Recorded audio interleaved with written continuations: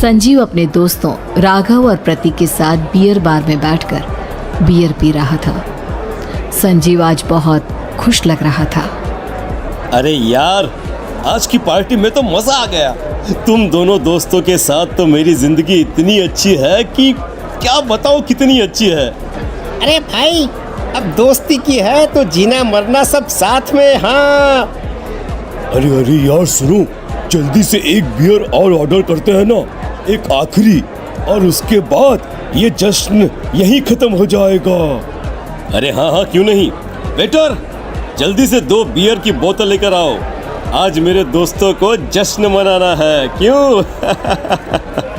इतने में वहां पर एक बहुत सुंदर लड़की छोटे छोटे कपड़े पहनकर हाथ में बियर की बोतल लेकर उसके पास आती है।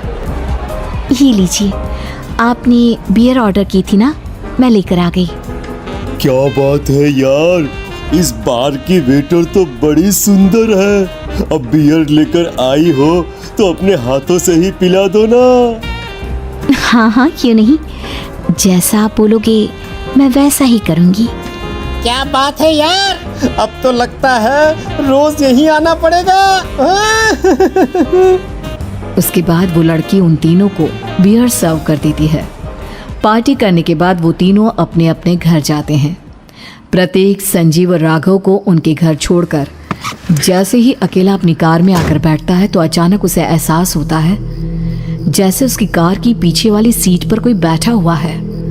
वो तुरंत पीछे मुड़कर देखता है। तुम यहाँ क्या कर रही हो? और तुम मेरी कार में कब आई? अरे तुम तो बार में वेटर थी ना। बस ऐसे ही मेरा दिल कर रहा था आपके साथ आपके घर चलने का, इसलिए मैं आपके साथ चली आई। अरे लेकिन तुम मेरी कार में आई कब? अभी कुछ देर पहले तो यहाँ पर मेरे दोस्त बैठे हुए थे।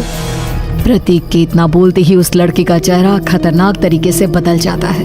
उसकी आंखें पत्थर की तरह सफेद और पूरे शरीर पर नीली नीली नसें उभर आती है। गाड़ी चलाओ, पूरी स्पीड में चलाओ, और अगर तुमने गाड़ी रोकने की कोशिश भी की तो मुझसे बुरा कोई नहीं होगा। डर की वजह से प्रतीक के पसीने छूटने लगते हैं। उसका शरीर बुरी तरह से कांप रहा था।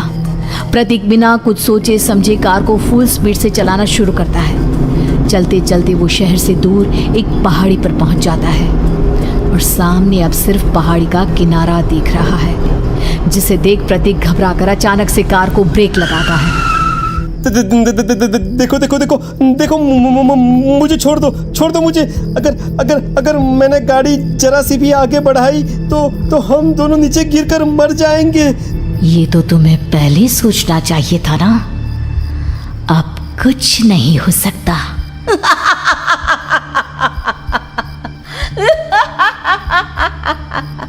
छोड़ दो मुझे।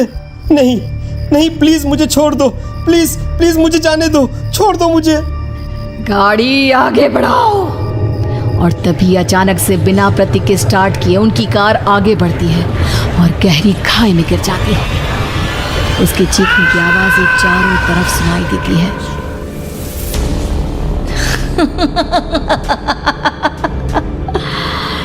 तुझे मारकर मेरे कलेजे में जल रही आग को थोड़ी शांति तो मिल गई, लेकिन अभी ये कहानी खत्म नहीं हुई। और फिर अगले दिन राघव और संजीव को पता चलता है कि प्रतीक की पहाड़ी से नीचे गिरकर मौत हो गई। अरे कल रात की तो बात है यार, हम सब बैठकर पार्टी कर रहे थे, लेकिन मेरी एक बात समझ में नहीं आ रही। राघव शहर से इतना बाहर उस पहाड़ी पर इतनी रात को क्या करने गया था? अरे यार, वही सोचकर तो मैं भी परेशान हूँ। हम दोनों को छोड़ने के बाद तो वो सीधा अपने घर जाने वाला था, और वो आत्महत्या क्यों करेगा भाई? कल रात तक वो कितना खुश था, हमारे साथ सेलिब्रेट कर रहा था। हाँ, लेकिन पुलिस ने तो यही कहा है कि प्रतीक ने अपनी कार को जानबूझकर पहाड़ी से नीचे गिरा दिया और आत्महत्या कर ली। अरे यार संजीव, मेरी तो कुछ भी समझ में नहीं आ रहा है। चल ठीक है, अब मैं अपने घर जाता हूँ। Okay, bye. राघव अपने घर में अकेला था। दोपहर का वक्त था। तभी दरवाजे की घंटी बजी। कौन है? अरे 1 मिनट रुको, अभी आता हूँ। राघव ने जैसे ही दरवाजा खोला उसने देखा कि सामने एक बहुत खूबसूरत लड़की खड़ी हुई है। कौन है आप और यहाँ किससे मिलने आई है? देखिए ना, बाहर बारिश शुरू हो गई थी, मेरी गाड़ी खराब हो गई है। आपका घर नजर आया तो सोचा कुछ हेल्प ले लेती हूँ। क्यों नहीं, आइए ना, आइए आइए। मेरे कपड़े पूरे भीग चुके हैं, क्या आपके पास टॉवल मिलेगा प्लीज? राघव अपने बाथरूम से एक टॉवल लाकर उस लड़की को देता है। थैंक यू सो मच, अब मैं चलती हूँ। अरे इतनी क्या जल्दी है? आप चाहे तो बारिश रुकने तक यहाँ पर रुक सकती हैं। हाँ। लड़की ने पलटकर राघव की तरफ देखा। नहीं, मुझे जाना होगा, मेरा काम बाकी है। और वो वहां से चली गई। उस लड़की के जाने के बाद राघव अपने बाथरूम में नहाने के लिए गया और जैसे ही उसने बाथरूम में देखा तो उसका टॉवल वहीं पर लटका हुआ था। उसने टॉवल हाथ में लिया तो देखा कि उसका पूरा टॉवल खून के धब्बों से सना हुआ है। अरे अरे ये क्या? ये टॉवल तो मैंने उस लड़की को दे दिया था। ये वापस मेरे बाथरूम में कैसे आ गया? और इस पर ये खून के धब्बे कहां से आ गए? राघव ने आईने में देखा तो उसकी गर्दन पर एक बड़ा सा चाकू का कट लगा हुआ था जिससे खून बह रहा था, जिसे देख राघव के होश उड़ गए। हाँ, अरे ये क्या? मेरी गर्दन इतनी ज्यादा कटी हुई है और मुझे दर्द भी नहीं हो रहा है। ये क्या हो रहा है मेरे साथ? राघव घबराकर बाथरूम से बाहर आया और अपना मोबाइल उठाकर उसने संजीव को फोन लगाया। संजीव जल्दी से मेरे पास आ जाओ। मुझे लगता है कुछ बहुत बड़ी गड़बड़ है, जल्दी आ जाओ। उधर से आवाज आई, लेकिन वो आवाज संजीव की नहीं बल्कि एक लड़की की थी। कुछ अजीब नहीं हुआ है, बस तुम्हारी मौत तुमसे मिलने आई थी और तुम्हें मारकर चली गई। अब तुम इस दुनिया का हिस्सा नहीं हो राघव, इसलिए तुम्हें अपनी गर्दन के कटने का दर्द भी महसूस नहीं हो रहा। नहीं, ऐसा नहीं हो सकता, ऐसा नहीं हो सकता। कौन हो तुम? तुम्हारी मौत।